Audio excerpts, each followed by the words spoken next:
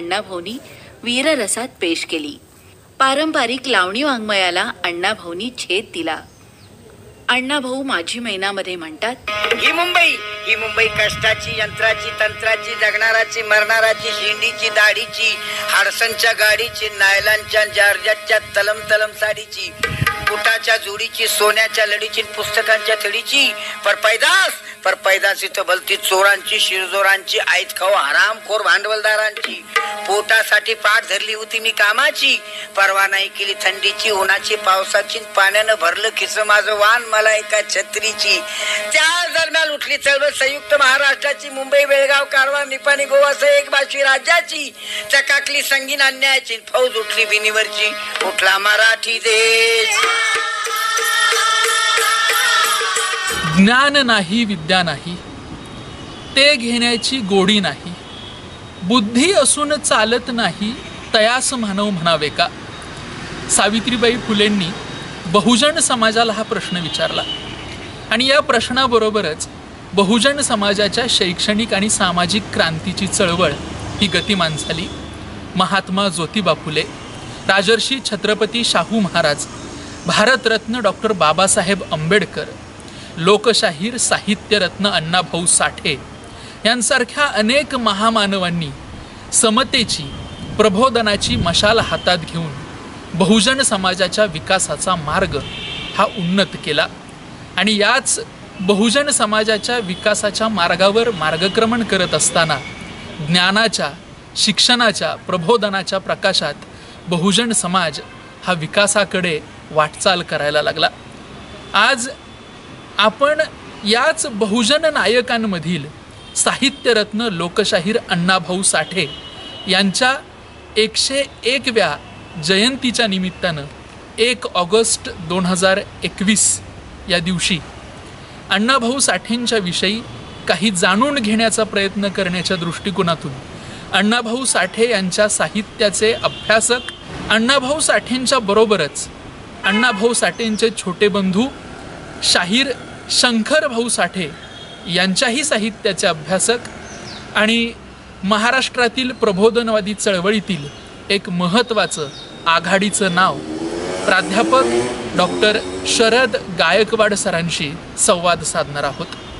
गायकवाड सरांचा परिचय करून देण्याची आवश्यकता आहे असं मला अजिबात वाटत नाही, कारण त्यांची व्याख्यानं, त्यांच्या सामाजिक चळवळीतल्या भूमिका, त्यांचं लेखन, त्यांचे ग्रंथ याच्या माध्यमातून ते समाजापर्यंत पोहोचलेले आहेतच. पण त्याबरोबर आजपर्यंतच्या अनेक मुलाखतींमध्ये ही कदाचित खूप वेगळी ओळख होऊ शकते असं त्यांचं व्यक्तिमत्व आहे. श्रोते हो, तुम्ही आजपर्यंत अनेक मुलाखती ऐकल्या असतील, पण क्वचितच असा परिचय तुम्ही पाहिला असेल. अगदी परिस्थितीनं, दैन्य, दुःख, दारिद्र्य, अज्ञान या सगळ्याची लखतरं अंगावर घेऊन पोतराजकी करणारा एक मुलगा, पोतराज ते प्राध्यापक अशी मजल मारतो. प्राध्यापक ते विद्यावाचस्पती अर्थात डॉक्टरेट इथपर्यंत तो जातो आणि इथपर्यंत जाऊन त्याचा प्रवास थांबत नाही, तर मांगवाडा ते रशिया, अंगापूर ते मॉस्को असा त्याचा प्रवास होतो. शून्यातून सुरू झालेला त्याचा हा प्रवास, त्याची ही पाऊलवाट पुढं प्रबोधनाच्या चळवळीला दिशा देणारं एक व्यापक रूप धारण करते. तर असं एक वेगळं व्यक्तिमत्व आज आपल्याशी संवाद साधण्यासाठी इथं उभं आहे, उपस्थित आहे. मी त्यांचं अगदी मनपूर्वक स्वागत करतो आणि अतिशय आनंदाची गोष्ट त्यांच्या या कारकिर्दीमध्ये आत्ताच घडलेली आहे. संयुक्त महाराष्ट्राची चळवळ आणि लोकशाहीर अण्णाभाऊ साठे यांचं योगदान या विषयावरील अतिशय महत्त्वाचा असा ग्रंथ साताऱ्याच्या लोकायत प्रकाशनाने शरद गायकवाड सरांचा प्रकाशित केलेला आहे. त्याबद्दल गॉड गिफ्ट मीडियाच्या वतीनं त्यांचं अभिनंदन तर करूयातच, पण त्या ग्रंथात नेमकं काय आहे हेही आपण जाणून घेऊयात. आता आपण थेट सरांच्याकडे जाऊयात, त्यांचं मनापासून स्वागत करूयात. नमस्कार सर. नमस्कार. मनपूर्वक स्वागत आमच्या सर्व श्रोत्यांच्या वतीनं, गॉड गिफ्ट मीडियाच्या वतीनं. खरं तर या संवादाची सुरुवात करताना माझ्या मनात अनेक प्रश्न आहेत. म्हणजे मला आपल्यासारख्या अभ्यासकाकडून लोकशाहीर साहित्यरत्न अण्णाभाऊ साठे यांचं साहित्य जीवनकार्य याचा परिचय तर करून घ्यायचाच, पण त्याबरोबर तुमचा जो काही प्रवास आहे, पोतराज ते एक महाराष्ट्रातील महत्त्वाचा अभ्यासक, या प्रवासाविषयी देखील मला जाणून घ्यायचं. त्यामुळं अण्णाभाऊ साठेंच्या जीवनकार्याकडे वळण्यापूर्वी मला एक सांगा की गावकुसाच्या बाहेरचं उपेक्षित जीवन जगता जगता ही ज्ञानाची, ही अभ्यासाची वाट तुम्ही कशी पकडली आणि ह्या सगळ्या परिवर्तनाचा प्रारंभ कसा झाला? सर्वांना नमस्कार. सुरुवातीलाच आज रविवार 1 ऑगस्ट 2021 अण्णाभाऊ साठे यांची 101वी जयंती. या जयंतीनिमित्त सर्व परिवर्तनवादी चळवळीतील कार्यकर्त्यांना, संपूर्ण जगभरातील अण्णाभाऊ प्रेमींना आणि अण्णाभाऊंच्या चाहता वर्ग, वाचक वर्ग, प्रबोधन परिवर्तन चळवळीतील सर्वसामान्यापासून असामान्य असणाऱ्या सर्वांना सुरुवातीला अण्णाभाऊ साठे जयंतीच्या मी हार्दिक शुभेच्छा देतो. माझे सन्मित्र निरंजन फरांदे आणि गॉड गिफ्ट मीडियाचे रणुदिबे यांनी मला आपल्याशी संवाद साधण्याची जी संधी दिली त्याबद्दल मी सुरुवातीलाच कृतज्ञता व्यक्त करतो. आणि पहिला जो प्रश्न मला निरंजननी विचारलेला आहे की ही सुरुवात कशी झाली, तर त्याची सुरुवात सांगण्याचा प्रयत्न करतोय मी. सातारा हा क्रांतीचा बालेकिल्ला समजला जातो. छत्रपती शिवाजी महाराजांची राजधानी एकेकाळी असलेला अजिंक्यतारा, त्याच्या पायथ्याला आज ही मुलाखत होते आहे. कर्मवीर भाऊराव पाटील समाधी परिसरामध्ये, कर्मवीरांच्या कर्मभूमीमध्ये ही मुलाखत माझी होते आहे, त्याचाही मला मनस्वी आनंद आहे. सातारा तालुक्यातील अंगापूर नावाचं एक माझं खेडेगाव आहे. त्या गावाच्या गावकुसाबाहेर मातंग समाजामध्ये 1971-72 साली दुष्काळात, त्या काळी मोठा दुष्काळ पडला होता, तिथं माझा जन्म झाला. त्या दुष्काळात 13वा म्हणतात तो बहुतेक मीच असावा. आईवडीलच प्रचंड दारिद्र्यात जगत होते, मोलमजुरी करत होते. आणि अशा वेळेला वडील ज्या वेळेला पाटलाच्या वाड्यावर चाकरीला होते, त्या पाटलाच्या मुलाला वाचनाचा छंद होता. तो ज्या वेळेला मुंबईवरून आला त्यावेळेला येताना त्यांनी अण्णाभाऊ साठे यांची फकीरा कादंबरी घेऊन आलेला होता.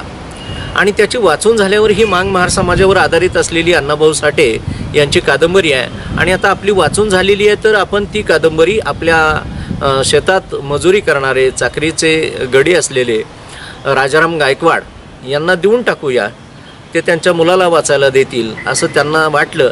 आणि ती अण्णाभाऊ साठेंची जगप्रसिद्ध कादंबरी ही माझ्या हातात, नुकताच मी अक्षरांची ओळख होत होती, अ ब क ड ABCD, अशा 4वी-5वीच्या दरम्यान ती कादंबरी माझ्या हातात मिळाली. आणि ती कादंबरी वाचून झाल्यानंतर त्या पहिल्या पानावर ज्या वेळेला माझं मन स्थिरावलं, दृष्टी स्थिरावली, आणि तिथं अण्णाभाऊंनी लिहिलं होतं की डॉक्टर बाबासाहेब आंबेडकरांच्या झुंजार लेखणीस माझी ही फकीरा अर्पण. त्या क्षणी मी मनात ठरवलं की इथून पुढं लढायचं समाजासाठी, अन्याय अत्याचाराच्या विरोधात, तर फकीरासारखं लढायचं.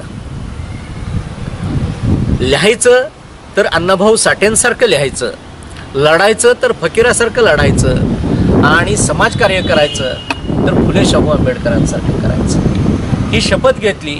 आणि क्षणाचाही विलंब न लावता माझ्या डोक्यावर ज्या पोतराज म्हणून जटा होत्या, कारण माझ्या आजोबा पोतराज होते, वडील पोतराज होते, चुलते पोतराज होते, चुलत भाऊ पोतराज होता.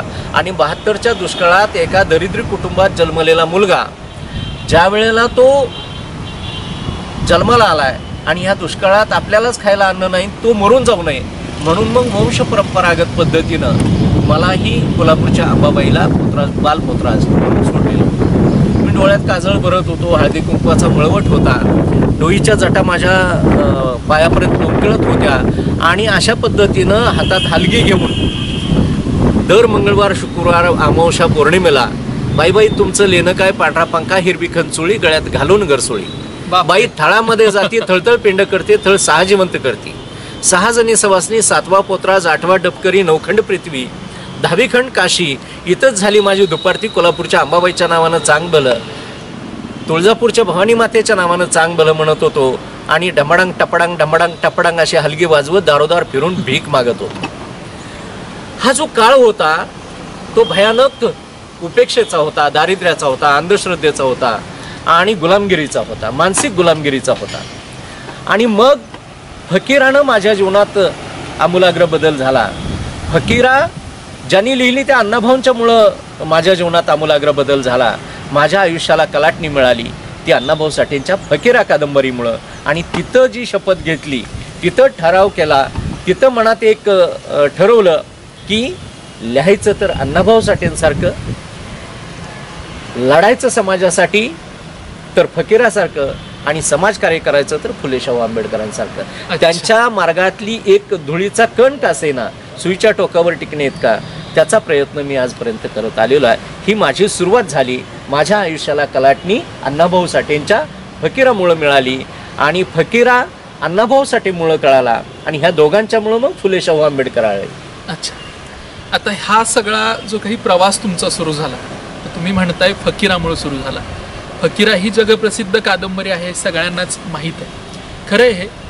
माझा एक प्रश्न असा आहे की तुम्ही डोक्यावरती जटा वाढवून मागणं मागत होता, म्हणजे भीक मागत होता.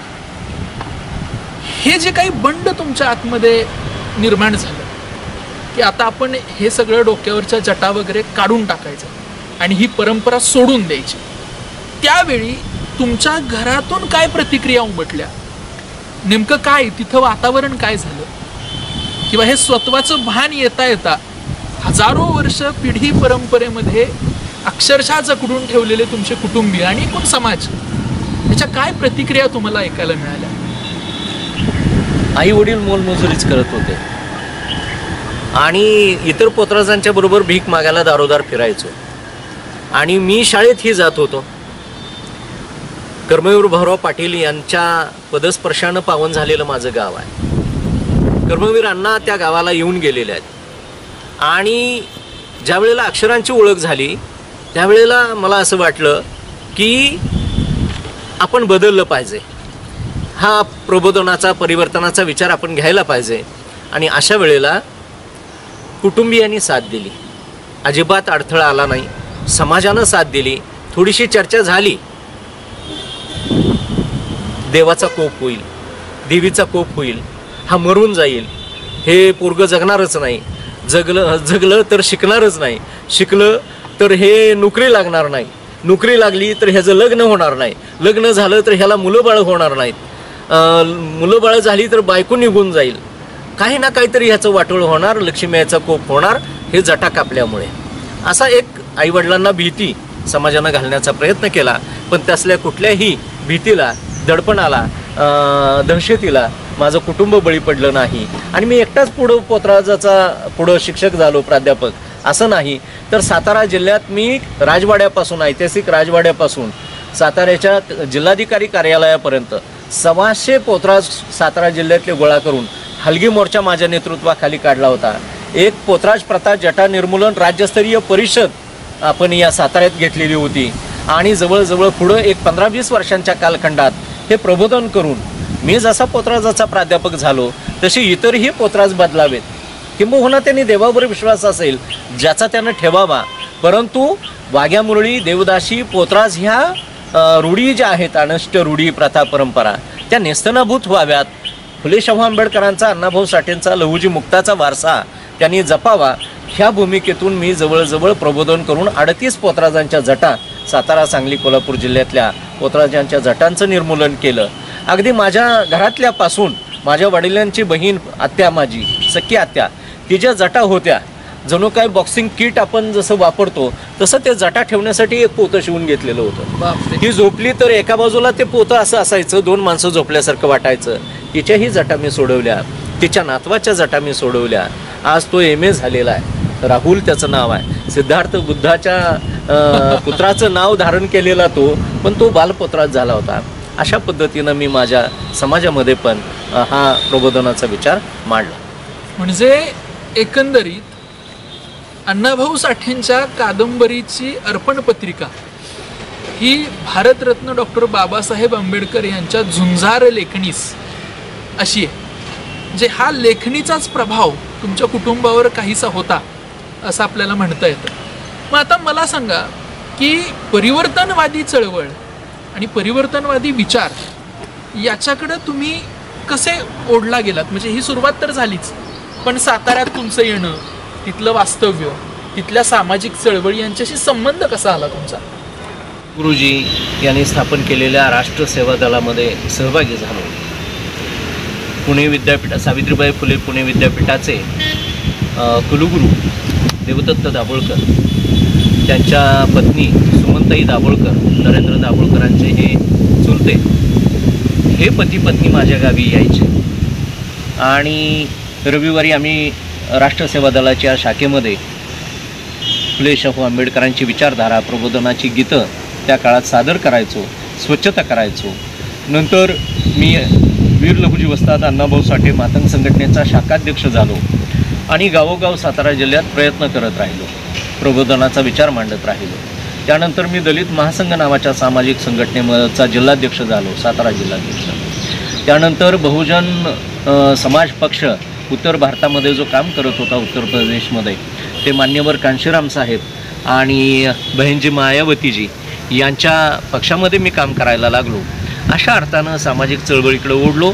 साताऱ्यात मी जवळजवळ ह्या 30-35 वर्षांच्या कालखंडामध्ये माझ्या विद्यार्थी दशेपासून ते महाविद्यालयीन जीवनापर्यंत आणि तदनंतर कार्यकर्ता म्हणून प्राध्यापक झाल्यानंतरसुद्धा जवळजवळ 21 मोर्चे मी माझ्या नेतृत्वाखाली वेगवेगळ्या प्रश्नांवर, दलितांच्यावरच्या अन्याय अत्याचाराच्या विरोधात आणि सामाजिक न्यायाच्या भूमिकेतून काही मागण्यांसाठी जिल्हाधिकारी कार्यालयावर अनेक मोर्चे मी काढले. त्याची संख्या जवळजवळ 21 आहे. अनेक वेळा उपोषणं केलेली आहेत, आंदोलनं केलेली आहेत, निदर्शनं केलेली आहेत, उपोषणाला बसलेलो आहे. अगदी डॉक्टर आह साळुंके यांच्या विद्रोही तुकाराम या ग्रंथावर काही सनातनी मंडळींनी बंदी घाला असा ज्या वेळेला आक्षेप घेतला, तर ती बंदी घालू नये, अभिव्यक्ती स्वातंत्र्य आहे. डॉक्टर आह साळुंके हे महाराष्ट्रातील ख्यातनाम प्राच्यविद्या पंडित विचारवंत आहेत. त्यांनी लिहिलं ते पुराव्यासह लिहिलेलं आहे. तुम्हाला मान्य नसेल तर तुम्ही 2000 पानांचा ग्रंथ लिहा, त्यांचा 400 पानांचा असेल, आणि त्यांचे मुद्दे खोडून काढा, परंतु आहे तो ग्रंथावर बंदी घालता कामा नये यासाठी सुद्धा मी त्यावेळेला उपोषण केलेलं होतं. ज्या वेळेला युती शासन होतं आणि त्यांनी संविधानाचा फेरआढावा घ्यायचं ठरवलं, त्यावेळेला फेरआढावा घेण्याची पात्रता नसणाऱ्यांनी फेरआढावा घेऊ नये. आणि भारतीय संविधान हा भारताचा राष्ट्रीय धर्मग्रंथ आहे. तो इतर धर्मग्रंथांच्या बरोबरीनं आहे किंवा त्याच्यापेक्षा किंबहुना जास्त श्रेष्ठ दर्जाचा आहे. आणि त्यांना आम्हाला समता, न्याय, स्वातंत्र्य, बंधुभाव दिलेला आहे. त्याचा फेरआढावा घेता कामा नये यासाठी मी भारतीय संविधानाची मिरवणूक सातारा शहरात राजवाड्यापासून जिल्हाधिकारी कार्यालयापर्यंत घोड्यावरून संविधानाच्या प्रतीची मिरवणूक काढलेली होती. जे मला आठवतंय ते अटल बिहारी वाजपेयींनी तशी एक समिती गठीत केलेली होती त्यावेळेचं हे सगळं 1996चा कालखंड असावा. अगदी. म्हणजे हे सगळे परिवर्तनाचे लढे हे एका बाजूला सुरू होते आणि दुसऱ्या बाजूला म्हणजे मला असा प्रश्न विचारायचा आहे की कुठल्याही प्रबळ समाजाला त्याचा एक इतिहास असतो, त्याची एक संस्कृती त्याच्या पाठीमागं असते आणि अर्थात त्याला अभिमान असतो. पण सर्वहारा वर्ग, वंचित घटक यांचाही एक मोठा इतिहास असतो, पण तो लिखित स्वरूपात नसल्यामुळं त्यांना त्यांच्या अस्मितांचा शोध घेता येत नाही.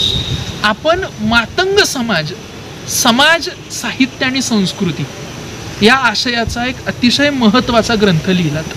म्हणजे एका बाजूला एक परिवर्तनवादी चळवळीतील कार्यकर्ता आणि दुसऱ्या बाजूला एक संशोधक, अभ्यासक, प्राध्यापक असा हा जो काही प्रवास परत अभ्यासाकडे वळलेला, तो अस्मितेच्या शोधाचा प्रवास कसा सुरू झाला? अण्णाभाऊ साठे यांचं गाव पूर्वीच्या सातारा जिल्ह्यात, म्हणजे आत्ता त्या अलीकडं सांगली जिल्हा म्हणून त्याला ओळखला जातो. पूर्वीच्या सातारा जिल्हा आणि अलीकडचा सांगली जिल्हा, सांगली जिल्ह्यातला वाळवा तालुका आणि वाटेगावी त्यांचा जन्म झाला. वाटेगावात अण्णाभाऊ साठेंचे धाकटे बंधू शंकरभाऊ साठे, मी दर 1 ऑगस्टला अण्णाभाऊ साठेंच्या गावी जायचो. क्रांतीची मशाल तिथं पेटवून गावोगाव तो अण्णाभाऊंचा सत्यशोधक विचार हा पेरण्याचं काम त्या निमित्तानं मी करत असायचो. तिथं अण्णाभाऊंचे धाकटे भाऊ हे आमच्या संबंधित नातेवाईक, माझ्या चुलत भावांच्या मुली त्या गावात दिलेल्या आहेत आणि तिथले काही आमचे नातेवाईक आहेत. रक्ताचं नातं त्या वाटेगावशी माझं आहे आणि म्हणून वरचेवर जाणं येणं बालपणापासून होतं. मला अण्णाभाऊ साठेंना पाहता आलं नाही, परंतु अण्णाभाऊंचे धाकटे भाऊ शंकरभाऊ साठे हे मला सातत्यानं भेटायचे. 1980 ते 1996 असा प्रदीर्घ 15-16 वर्षांचा सहवास अण्णाभाऊंचे धाकटे भाऊ शंकरभाऊ साठे यांचा मला लाभला. अण्णाभाऊंनी एकूण 32 कादंबऱ्या लिहिलेल्या आहेत. तर अण्णाभाऊंनी मृत्यूपूर्वी आपल्या भावाला जो पेन दिला त्याच पेननी शंकरभाऊ साठेंनी 16 कादंबऱ्या लिहिलेल्या आहेत. अच्छा, म्हणजे आणि माझा भाऊ अण्णाभाऊ नावाचं अण्णाभाऊंचं आद्य चरित्र हे शंकरभाऊ साठेंनी लिहिलेलं आहे. ते त्यांनी हस्तलिखित मला स्वतःच्या नावाने सही करून मला भेट दिलेलं होतं. आणि मग मला वाटायला लागलं ही आपल्या समाजाची माणसं आहेत तर आपण लिहायला पाहिजे. आणि मग ज्यांच्यामुळं आपल्याला अण्णाभाऊ आणखीन अधिक चांगल्या पद्धतीनं, मी 35-40 वर्ष अण्णाभाऊ वाचत आलो आहे, पाहत आलो आहे, ऐकत आलो आहे, पण शंकरभाऊंनी 15-16 वर्ष जे अण्णाभाऊ सांगितले ते अजून महाराष्ट्रात तेवढे परिचित नाहीत. म्हणजे आता इथं मला आपल्याला 2 प्रश्न विचारायचे. पहिला प्रश्न की माझ्याही अभ्यासामध्ये मला असं जाणवलंय की हे जे काही उपेक्षित राहिलेले साहित्यिक आहेत मराठीतले, की ज्यांचा मराठी साहित्याच्या इतिहासात कुठं उल्लेख नाही किंवा संस्कृतीमध्ये कुठं उल्लेख नाही, तर या सगळ्यांना जाणीवपूर्वक उपेक्षित ठेवलं गेलं. म्हणजे एक संदर्भ मला आठवतोय की अण्णाभाऊंनी स्वतः ती खंत बोलून दाखवलेली होती. कुसुमावती देशपांडेंनी मराठी साहित्याच्या इतिहासावर काही लेखन केलं आणि त्यामध्ये अण्णाभाऊंच्या एकाही कादंबरीचा किंवा नावाचा देखील उल्लेख नव्हता. म्हणजे आता अण्णाभाऊंसारख्या इतक्या मोठ्या साहित्यिकाच्या साहित्याचा उल्लेख नसेल तर शंकरभाऊंचं असणं हे तर अशक्यच होतं. म्हणजे आपल्या परिचयामध्ये देखील आपण पहिले व्यक्ती आहात की अण्णाभाऊंचे बंधू शाहीर शंकरभाऊ साठे यांच्यावरती आपण संशोधन केलेलं आहे. म्हणजे 16 कादंबऱ्या, इतर काही साहित्य अनुषंगाने आम्हाला नवी माहिती. यांना अण्णाभाऊ साठेंनी स्वतः, अण्णाभाऊ ज्या वेळेला 1961 साली रशियाला गेले होते आणि रशियातल्या त्यांच्या एका चाहत्यानं त्यांना पेन भेट दिलेला होता.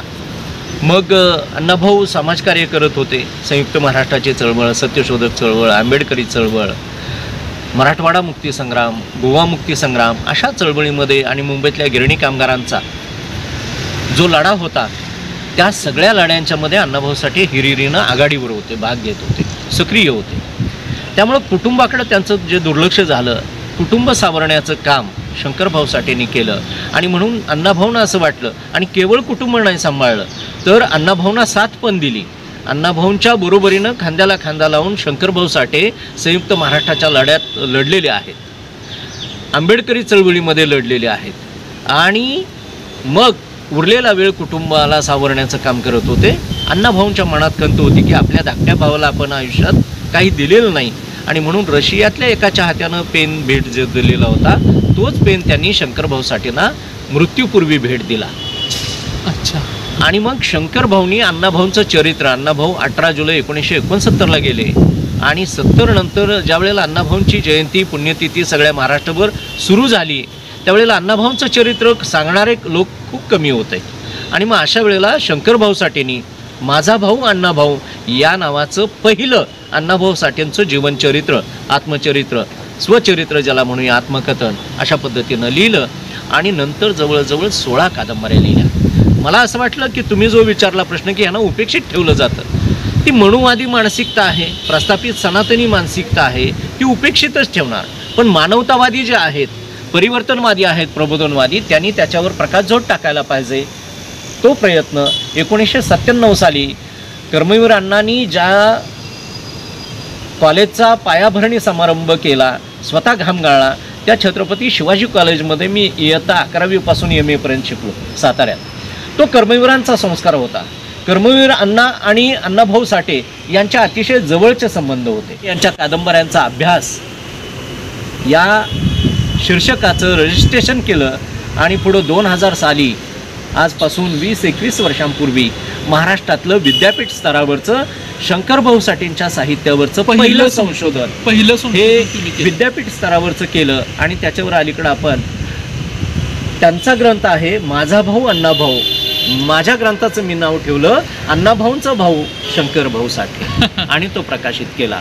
तर ह्या उपेक्षितांना न्याय देण्याचं काम आपणच करायला हवं. इतर जण दखल घेणारच नाहीत. अण्णाभाऊंची घेतली नाही, ती शंकरभाऊंची कशी घेतील?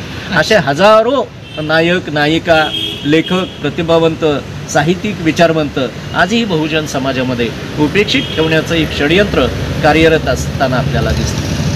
आता अण्णाभाऊ साठेंच्या एकूण जीवन कार्याकडे आपण वळूया. एक अणवाणी पायानं वाटेगावपासून मुंबईपर्यंतचा प्रवास केलेला एक माणूस, एक मुलगा, हा परिवर्तनवादी कामगारांच्या लढ्यांमध्ये संयुक्त महाराष्ट्राच्या चळवळीमध्ये इतका गाजतो, आपली लेखणी झिजवतो, इतकं मोठं काम उभं करतो, याची दखल घेतली नाही समाजानं, उपेक्षा झाली. श्रेय जे आहे ते कॉम्रेड एस.एम. जोशी, नागव गोरे, श्रीपाद अमृत डांगे, आचार्य आत्रे, प्रबोधनकार ठाकरे या मान्यवरांना दिलं गेलं. अगदी अलीकडच्या काळामध्ये यशवंतराव चव्हाणांनी स्वतंत्र महाराष्ट्राचा कलश आणला इथपर्यंत सांगितलं जातं. परंतु त्याच्यासाठी अण्णाभाऊंनी जीवाचं रान केलेलं आहे, हाडाची काढं रक्ताचं पाणी केलेलं आहे. रात्रंदिवस उपाशी राहून लाखो मराठी बांधवांना एकत्र करायचं. त्यांच्या समोर मराठी भाषा, मराठी साहित्य, मराठी संस्कृती, छत्रपती शिवाजी महाराजांची ही भूमी, आपल्याला क्रांतीचा, लढाईचा, शौर्याचा वारसा आहे. आणि मग तुम्ही या माय मराठीच्या रक्षणासाठी उठायला पाहिजे, पेटायला पाहिजे आणि आंदोलनात सहभागी व्हायला पाहिजे. याच्यासाठी अण्णाभाऊंनी आपली वाणी आणि लेखणी झिजवली. आणि म्हणून संयुक्त महाराष्ट्राच्या चळवळीचे बिनेचे शिलेदार, आघाडीचे वीर म्हणून अण्णाभाऊंनी जे काम केलं त्याला या महाराष्ट्राच्या इतिहासामध्ये तोड नाही. संयुक्त महाराष्ट्राचा इतिहास हा अण्णाभाऊंच्या नावाशिवाय पूर्ण होऊ शकत नाही. एवढं मोठं योगदान म्हणजे एका बाजूला रस्त्यावरची चळवळ अण्णाभाऊ साठे लढले, दुसऱ्या बाजूला लोकांना एकत्र करण्याचं काम केलं आणि ते लोक आंदोलनात सहभागी व्हावीत म्हणून काही क्रांतिगीतं लिहिली, शौर्याचा इतिहास लिहिला, त्याला चाली लावल्या, ती गायली आणि लाखो लोकांच्या समोर सादरपण केली. जे याला जोडून मला एक प्रश्न विचारायचा आहे. अण्णाभाऊंची जगप्रसिद्ध छक्कड माझी मैना गावावर राहिली, माझ्या जीवाची होती या काहिली. आज नव्या पिढीतील मुलं ही चक्कड ऐकल्यानंतर त्याचा अर्थ नीट समजून घेऊ शकणार नाहीत. कारण हे गाणं नाहीये, याच्या पाठीमागं फार मोठा राजकीय इतिहास आहे. तर हा इतिहास आम्हाला तुम्ही कथन करा, म्हणजे या गाण्याचा, या छक्कडीचा अर्थ नव्या पिढीला तुम्ही समजून सांगा. 1 मे 1960 महाराष्ट्र राज्य अस्तित्वात आलं. परंतु 1891 पासून संपूर्ण मराठी भाषिकांचं राज्य एकत्र असावं याच्यासाठी अगोदरच्या धुरंधर नेत्यांनी महत्प्रयासानं हा प्रश्न धसास लावलेला दिसतो. अगदी धनंजयराव गाडगीळ हे अर्थतज्ञ असतील आणि मग आता ज्या महापुरुषांची नावं घेतली, जे नेते होते संयुक्त महाराष्ट्राचे, त्यांचं असेल. परंतु अण्णाभाऊ साठे यांनी जे योगदान दिलं त्याला इतिहासामध्ये तोड नाही. या महाराष्ट्र आज 11 कोटी महाराष्ट्राची लोकसंख्या आहे, परंतु ही मराठी भाषा ही संतांची भाषा आहे. ज्ञानेश्वर ते तुकाराम या संतांची भाषा आहे, ही तंतांची भाषा आहे, म्हणजे शाहिरांची भाषा आहे. आणि पंतांची भाषा म्हणजे पंडिती काव्य ज्याने लिहिलं त्या पंतांची भाषा आहे. संत पंत तंतांची 1500 वर्षांचा इतिहास ज्या भाषेला लाभलेला आहे अशांची ही मराठी भाषा आहे. आणि या मराठीवर अण्णाभाऊंचं प्रचंड प्रेम होतं. आणि म्हणून मराठवाडा हा हैदराबाद संस्थानात होता. काही मराठी भाषिक गावं कर्नाटकमध्ये आजही आहेत, त्याला आपण सीमा प्रश्न म्हणतोय. काही गुजरातमध्ये आहेत, काही मध्य प्रदेशमध्ये आहेत, काही मराठी भाषिक गोवा राज्यामध्ये आहेत. हे सर्व विविध राज्यामध्ये विभागलेले मराठी भाषिक एकत्र यावेत आणि मुंबईसह संयुक्त महाराष्ट्र व्हावा ही ती चळवळ होती. परंतु निपाणी, बेळगाव, कारवार, डांग, उंबरगाव ही मराठी भाषिकांची हजारो खेडी आणि लाखो लोक आज ही मराठी भाषिक परराज्यामध्ये आहेत, कर्नाटकमध्ये आहेत, गुजरातमध्ये आहेत, मध्य प्रदेशात आहेत. यांना एकत्र करण्यासाठीचा लढा, त्याच्यासाठी 106 हुतात्मे झालेले आहेत. स्वतःच्या संसारावर तुळशीपत्र ठेवून अनेक लोक या मराठी भाषेसाठी, संयुक्त महाराष्ट्रासाठी शहीद झालेले आहेत, हुतात्मा झालेले आहेत. आणि अण्णाभाऊंचं योगदान, कर्मवीर अण्णांचं योगदान, अण्णाभाऊ साठेंचं योगदान आणि राजर्षी छत्रपती शाहू महाराज यांचे शाहू शिष्य सत्यशोधक भाई माधवराव बागल यांचं योगदान, अगदी आपल्या सातारा जिल्ह्यातला प्रतापगड जो आहे, त्या प्रतापगडावर, ऐतिहासिक प्रतापगडावर छत्रपती शिवाजी महाराजांचा अश्वारूढ पुतळा जो उभा केला गेला, त्याच्या उद्घाटनाला पंडित नेहरू आले गेले. त्यांनाही निदर्शनं दाखवण्याचं काम भाई माधवराव बागल, अण्णाभाऊ साठे या मंडळींनी त्या काळात केलेलं आहे. आणि मग एवढं करून 106 जणांचा बळी जाऊन आणि 100 वर्षांची ही चळवळ गतिमान करून, म्हणजे सक्रिय चळवळ 70 वर्ष झाली. ब्रिटिशांनी 150 वर्ष राज्य केलं, पण आपल्याच लोकांनी मराठी भाषिकांचा जो छळ केला तो सखा पाटील, मोरारजीभाई देसाई या मंडळींनी केला. ते खलनायक अण्णाभाऊंनी ठरवले. गुजरात दार्जिने होते, जे मुंबई आज जी महाराष्ट्राची राजधानी आहे ती मुंबई गुजरातला देण्याचं षडयंत्र सखा पाटील आणि मोरारजीभाई देसाई हे त्या काळातले मंत्री करत होते. आणि मग ही बेळगाव निपाणी तिकडंच राहिली आणि महाराष्ट्र स्वतंत्र झाला. अण्णाभाऊंच्यावर त्या काळातल्या ह्या सखा पाटील, मोरारजीभाई देसाईंनी पकड वॉरंट काढलं, त्यांच्या लोकनाट्य तमाशावर बंदी आणली, त्यांच्यावर चोरीचा आळ घेऊन बडनेरेच्या तुरुंगामध्ये त्यांना डांबून ठेवलं, हंटरचे फटके मारण्यात आले. एवढा छळ अण्णाभाऊंचा संयुक्त महाराष्ट्रात करण्यात आला. ज्यावेळेला त्यांच्यावर बंदी घालण्यात आली त्यावेळेला तमाशाचं नामांतर पोलिसांच्या समोर त्यांनी लोकनाट्य असं केलं आणि तोच तमाशा प्रबोधनाचा हा अण्णाभाऊंनी सादर केला. आणि ज्यावेळेला बंदी येते म्हटल्यानंतर त्यांनी रूपक वापरलं. आणि जो तुम्ही प्रश्न विचारला की माझी मैना, तर ती मैना म्हणजे गावाकडे राहिलेली बायको आणि मुंबईला कामाला गेलेला नवरा, हा जसा एक अर्थ निघतो तर तो अभिप्रेत आहे. परंतु त्याच्यापेक्षा खरा इतिहास आहे की अण्णाभाऊंना उघड बोलता येत नव्हतं. सरकार पकड वॉरंट ससेमिरा मागं लागलेला, लाखो लोकांच्या समोर तर हे क्रांतिगीत सादर करायचं आहे.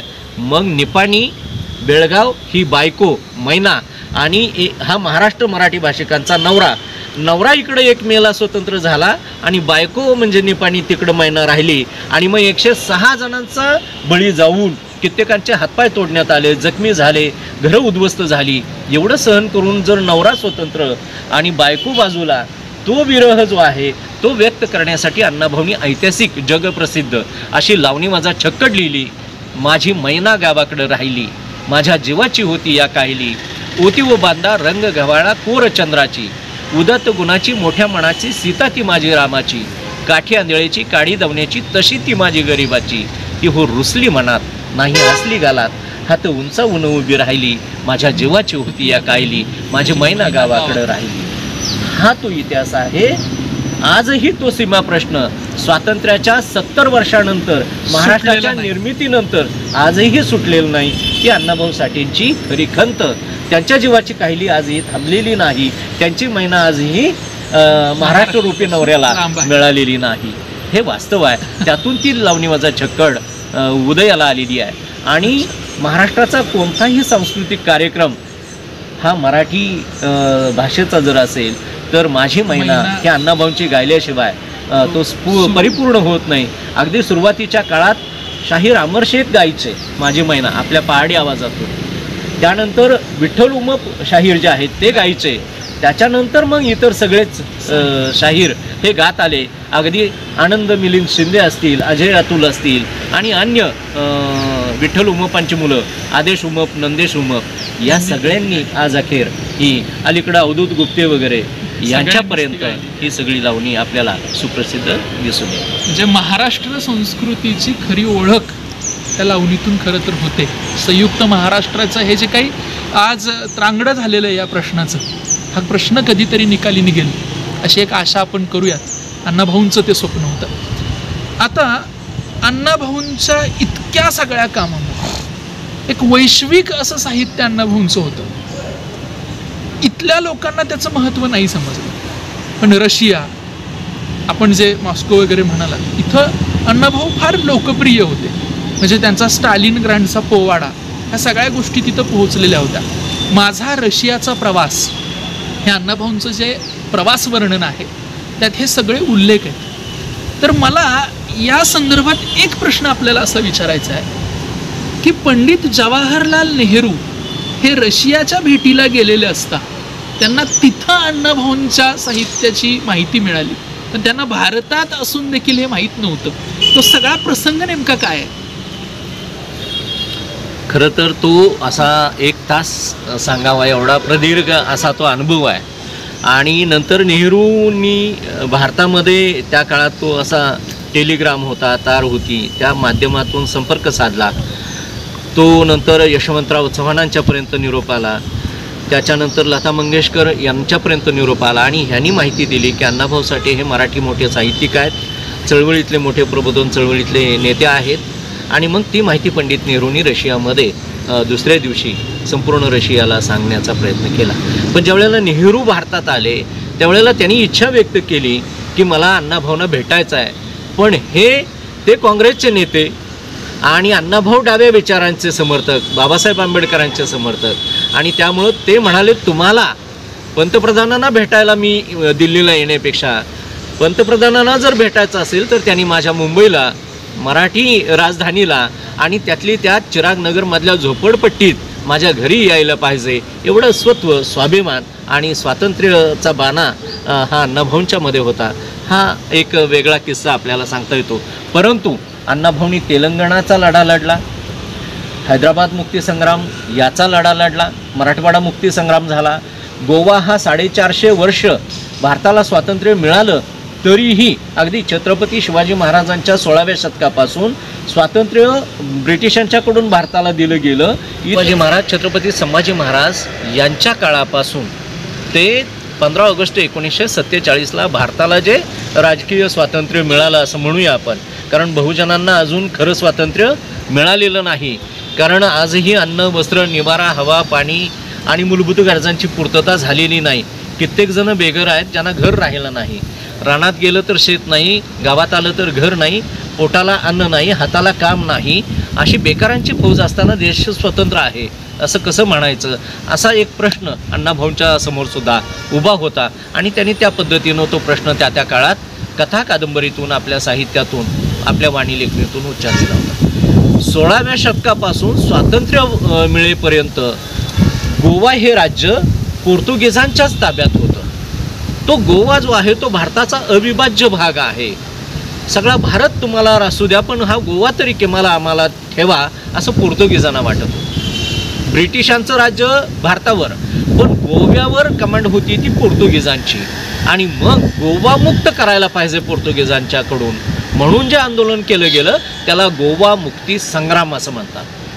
संयुक्त महाराष्ट्र संग्रामामध्ये, चळवळीमध्ये जेवढं अण्णाभाऊंनी योगदान दिलं तेवढंच गोव्याकडे चला नावाचं क्रांतिगीत लिहून, पोवाडा लिहून महाराष्ट्राच्या सगळ्या मराठी माणसांचं, आंदोलकांचं एक लक्ष हे गोवा मुक्ती संग्रामावर केंद्रित करण्याचं काम अण्णाभाऊ साठेंनी केलं. गोवा मुक्त केलाच त्यांनी, परंतु त्याच्याबरोबर दीव आणि दमण ही बेटंसुद्धा मुक्त करण्यात अण्णाभाऊंचं योगदान मोठं आहे.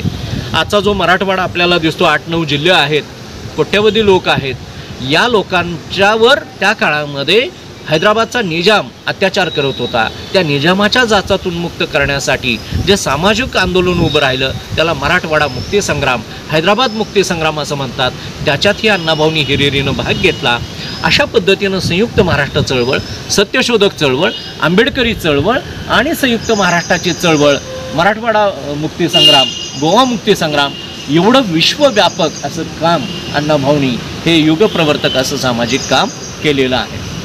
आपल्या बोलण्यातून मघाशी एक उल्लेख आला, चिरागनगरची झोपडपट्टी, तिथलं ते पत्र्याचं शेड, त्या पत्र्याच्या शेडमध्ये गटाराचं पाणी येणं, डास, मच्छर हे सगळं. शासनानं अण्णाभाऊंना तेव्हा एक घर देण्याचं कबूल केलं होतं. त्यांना विनंती केली होती की तुम्ही ते घर घ्या आणि तिथं जाऊन तुम्ही राहा.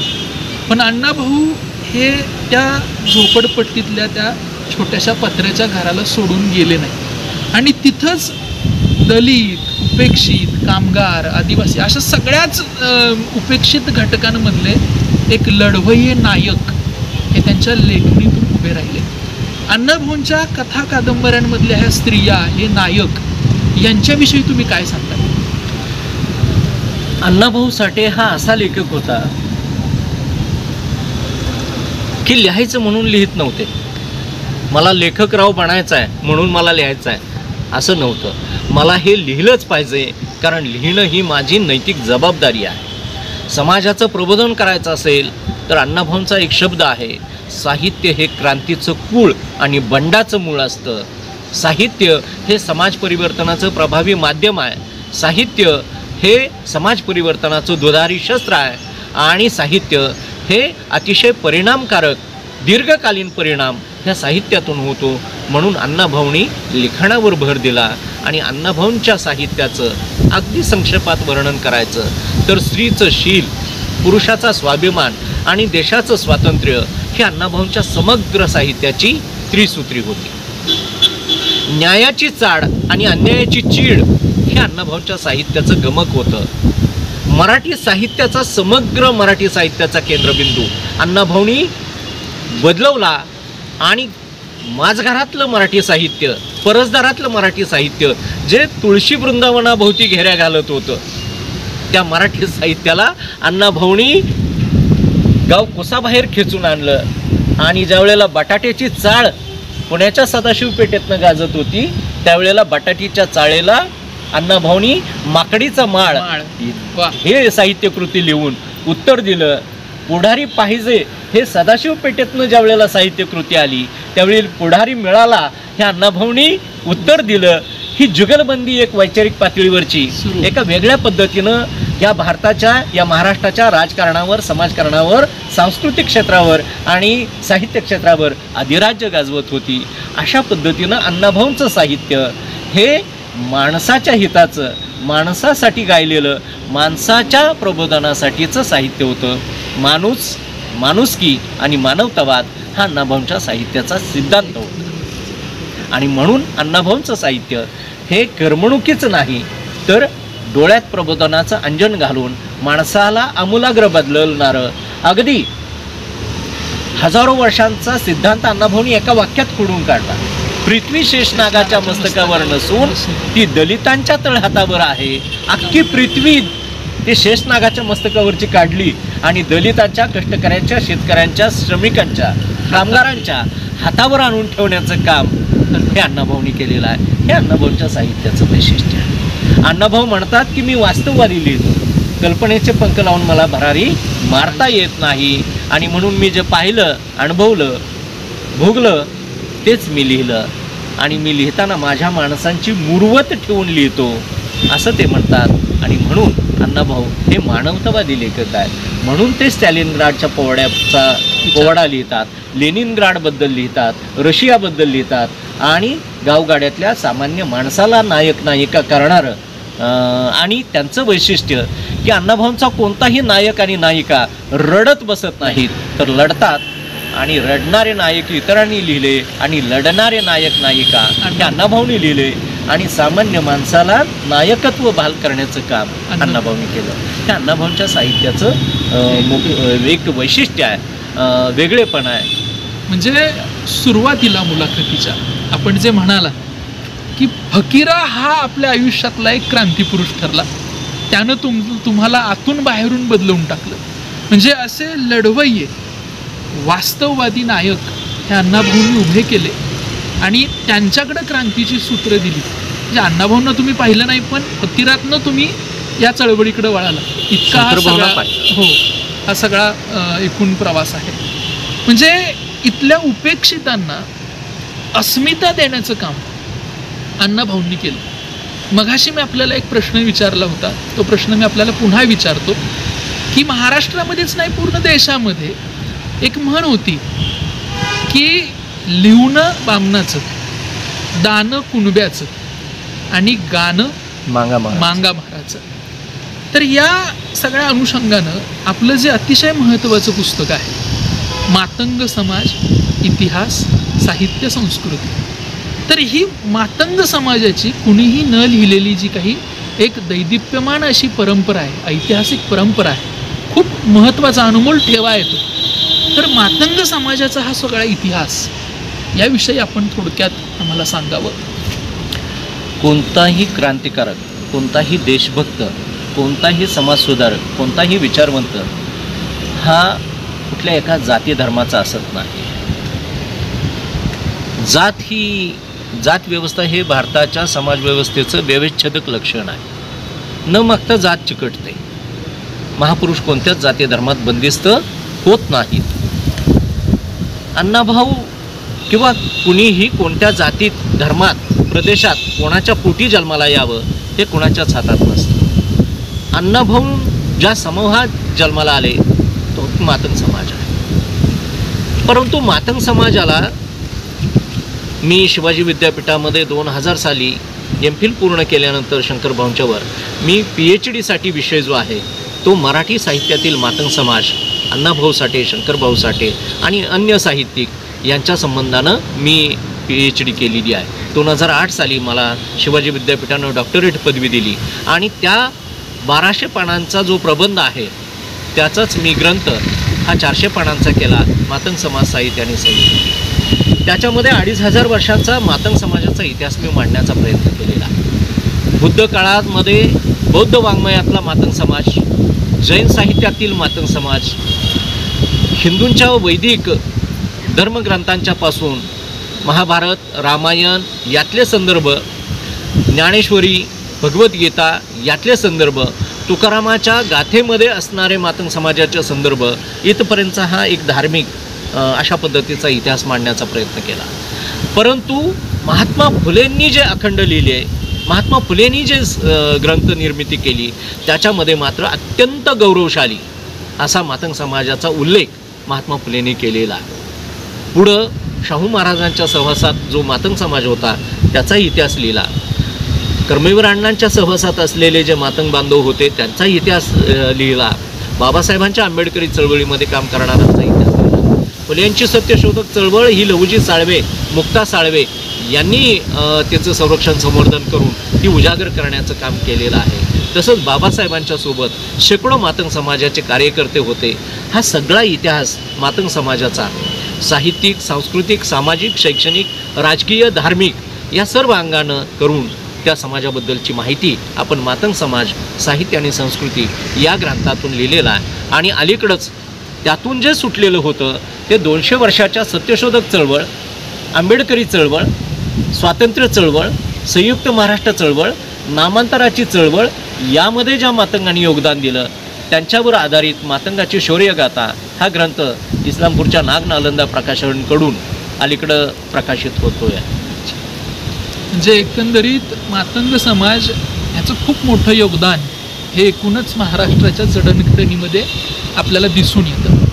आता आपण अर्थात या संवादाच्या शेवटाकडं जाऊयात, कारण की मला कल्पना आहे आपला व्यासंग इतका मोठा आहे की ही मुलाखत अशीच अखंड सुरू राहू शकते. आज जागतिकीकरणानंतर आपल्या समाजाच्या समोरचे सगळे प्रश्न बदललेले आहेत. अण्णाभाऊंनी कामगार साहित्यसुद्धा खूप मोठ्या प्रमाणात लिहिलं, चळवळ केली. आज कामगारांचे प्रश्नसुद्धा खूप वेगळं आणि दाहक स्वरूप धारण करणारे आहेत. आपल्याला अण्णाभाऊंच्या साहित्याची प्रस्तुतता नव्या पिढीच्या दृष्टिकोनातून आणि आजच्या वर्तमानाच्या दृष्टिकोनातून कशी वाटते, काय वाटते हे आम्हाला सांगा. अण्णाभाऊ हे 69 साली जरी गेले असले 1969ला आणि आज आपण त्यानंतर 60-70 वर्षांनी बोलत असलो तरी आजचे प्रश्नांची दाहकता, आजच्या प्रश्नांची सोडवणूक करण्यासाठीचं वाङ्मय हे अण्णाभाऊंनी त्या काळात लिहिलेलं आहे. आजची बलुतेदारी पद्धत असेल, गावगाडा असेल, जातीव्यवस्था असेल, अंधश्रद्धा असेल, राजकारण असेल आणि बहुजनांचं होणारं सर्वांगीण शोषण असेल याच्या संबंधात अण्णाभाऊंनी आपली वाणी आणि लेखणी झिजवलेली आहे. तो एका स्वतंत्र व्याख्यानाचा विषय होईल एवढी अण्णाभाऊंच्या साहित्याची प्रस्तुतता दिसून येते. त्या प्रश्नांची सोडवणूक आजही झालेली नाही. जे अण्णाभाऊंना सोडवावे वाटत होते त्यांनी तो प्रयत्न त्या काळात केला.